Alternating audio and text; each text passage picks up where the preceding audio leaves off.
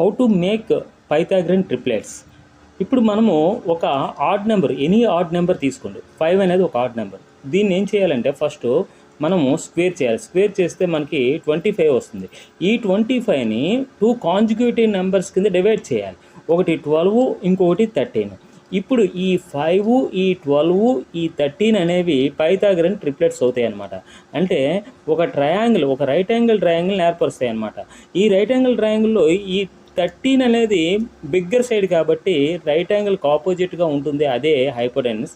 మిగిలిన రెండు కూడా ఇక్కడ 5 ఉంటే ఇక్కడ 12 ఉంటుంది. అదేవిధంగా ఒక 7 అనే ఆడ్ నెంబర్ తీసుకోండి. Any odd number you can choose.